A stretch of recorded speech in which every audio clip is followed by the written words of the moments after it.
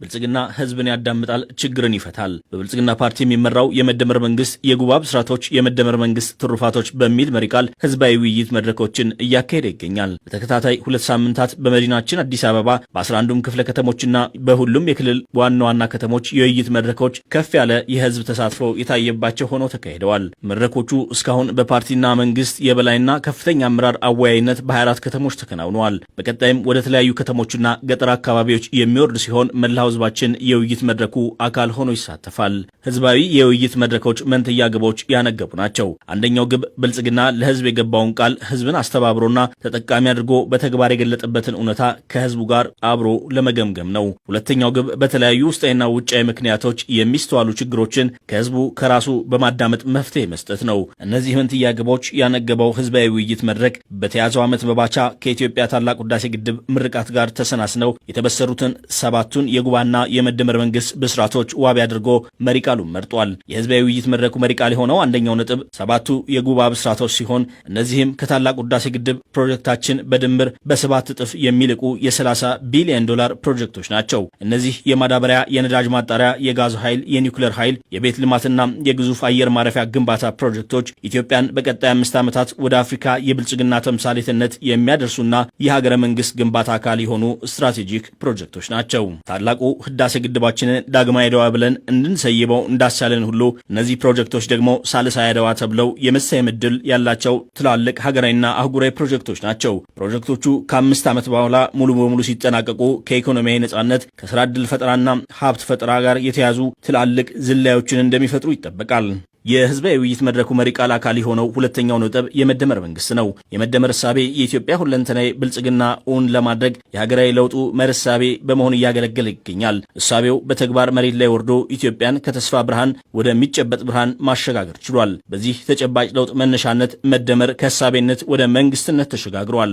በዚህ ደረጃ በልማቱም በሀገረ መንግስቱ ግንባታውም ለህዝብና ሀገር የሚመጥን ስራ የሰራውና እምርታ የፈጠረው የመደመር መንግስት በነቂስ ወጥቶ ከመረጠው ህዝብ ጋር ተገናኝቶ እየተወያየ ነው። በውይይቱ በቀጣይ 5 ዓመታት ህዝባዊ እቅዱ ላይ አተኩሮ የጉባ ብስራቶች የመደመር መንግስት ትሩፋቶች በማለት ትሩፋቶቹን ከህዝብ ጋር እየተቋደሰና ተስፋውን እያለመለመ ይገኛል። በህዝባዊ ውይይት መድረኮቹ በሰፊው የተስተዋለውን አንድ ጉዳይ ህዝብ የተሰራለትን ስራ ቆጥሮ የሚያውቅና የሚያመሰግን መሆኑ ነው። በሁሉም መድረኮች ባለፉት 5ና 7 ዓመታት የተሰሩ የልማትና የሀገረ መንግስት ግንባታ ስራዎች በህዝቡ አንደበት በአድናቆትና በምስጋና ታጅበው ቀርበዋል። ህዝቡ በየዘርፉና በየአካባቢው የተሰሩ አያሌ ስራዎች እንዲሁም በቀጣይ 5 ዓመታት የሚሰሩ መደበኛና ታላላቅ ፕሮጀክቶች የላቀ ተስፋ እንደፈጠሩለት አሳይቷል። በህዝባዊ ውይይቱ ባለፉት 5 ዓመታት በሁሉም ዘርፎች ማለትም በፖለቲካ፣ በኢኮኖሚ፣ በማህበራዊና በዓለም አቀፍ ዘርፎች አያሌ ድሎችና እምርታዎች መመዝገባቸውን አንስቷል። በፖለቲካ ረገድ የፖለቲካ ምህዳሩን ከማስፋትና ከማዘመን ጋር በተያያዙ ስራዎች ተሰርተው በሀገራችን የትብብርና የፉክክር ሚዛን የጠበቀ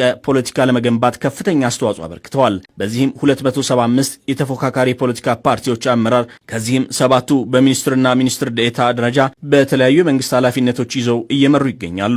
በኢኮኖሚው ረገድ በብዝሃ ዘርፍና በብዝሃ ተዋናያን የሀገር በቀል ኢኮኖሚ ሪፎርም በመመራት በምርትና ምርታማነት ከፍተኛ ምርት አመጥቷል። በግብርና በተለይም በስንዴ፣ በቡናና በሌማት ትሩፋት፣ በአምራች ኢንዱስትሪ፣ በማዕድን እንዲሁም በቱሪዝም የመጡ ለውጦች የነበሩ ስርዓት ስብራቶችን የጠገኑ ብቻ ሳይሆኑ ሽግግር የፈጠሩ ሆነው ተመዝግበዋል። በማህበራዊ ረገድ ሰው ተኮር ፖሊሲዎች ተተግብረው ህዝባዊ ክብርን እስከ መጎናጸፍ የደረሱ አያሌ ስራዎች ተሰርተዋል። ኢትዮጵያ ከተረጂነት ሙሉ በሙሉ ከማላቀቅ እስከ ማህበራዊ ዋስትናን የሚያረጋግጡ የትምህርትና የጤና ተጨባጭ ለውጦች ተፈጥረዋል። በዓለም አቀፍ ግንኙነት ረገድ ብሔራዊ ጥቅምን መሰረት ያደረገ ከአይን አፋርነት የተላቀቀና ጥበብና ድፍረት በተሞላው አካሄድ የተፈጥሮ ሀብቶቻችንን ጨምሮ ታሪካዊው የባህር በር ጥያቄያችን ዓለም በፍትሃዊነት የደገፈው አጀንዳ ማድረግ ተችሏል። ዜጋ ተኮር የሆነ ቅድሚያ ለጎረቤት የሚሰጥ ቀጠናዊ ትስስርን የሚፈጥርና ዓለም አቀፋዊ ትብብርን የሚደግፍ የውጭ ፖሊሲ በመተግበር የኢትዮጵያ ተሰሚነትና ቅቡልነት ከፍ ያደረጉ ስራዎች ተሰርተዋል። መንግስት በእነዚህና በሌሎች አያሌ ድሎች ሳይዘናጋና ሳይኩራራ በህዝቡ ዘንድ የሚነሱ ችግሮችና ቅሬታዎችን በመድረኩ እንዲነሱ አድርጓል።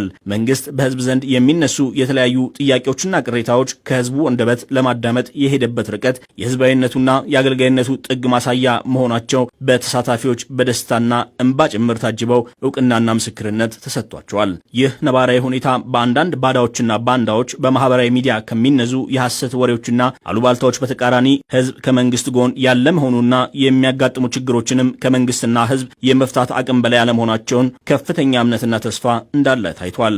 የመንግስት ህዝባዊነትና ህዝብን የማዳመጥ ተግባር በተከታታይ ዓመታት የተስተዋለ ቢሆንም በዚህ ጊዜ እየተካሄደ ያለው ህዝባዊ ውይይት ላይ የተለየ ትርጉም ተገኝቶበታል። ይህ የተለየ ትርጉም በዚህ ዓመት ነጻ፣ ፍትሐዊና ታማኒ አሳታፊ ሆኖ ለሚካሄደው ሀገራዊ ምርጫና የዲሞክራሲ ስርዓት ግንባታ እንዲሁም ለቀጣይ 5 የብልጽግና የመሪነት ዓመታት ያለው ህዝባዊ ድጋፍና ዝግጁነት ነው። የመደመር መንግስት በህዝብ የለውጥ ፍላጎት ወደ መሪነት የመጣ ህዝባዊ መንግስት እንደመሆኑ መጠን በቀጣይም ከህዝብ ለህዝብ በህዝብ የሆነ የለውጥ መርህ መሪነቱን አጠናክሮ ይቀጥላል። በመደመር እሳቤ የሚመራው የብልጽግና ፓርቲና የመደመር መንግስት ይህንን የታደሰ ህዝባዊ እምነትና ተስፋ እንደ ተጨማሪ አደራ በመቀበል ኢትዮጵያ በታሪኳና ማደግ በሚገባት አቅም ልክ ወደ ብልጽግና ማማ ለማድረስ የሚደረገው ርብርብ ያጠናክራል። መንግስትና መሪው ፓርቲ ብልጽግና ህዝብን እያዳመጠና ለህዝብ ጥያቄ ምላሽ እየሰጠ ኢትዮጵያን ወደ ሁለንተናዊ ብልጽግና ያደርሳል። ብልጽግና ፓርቲ ታህሳስ 6 ቀን 2018 ዓ.ም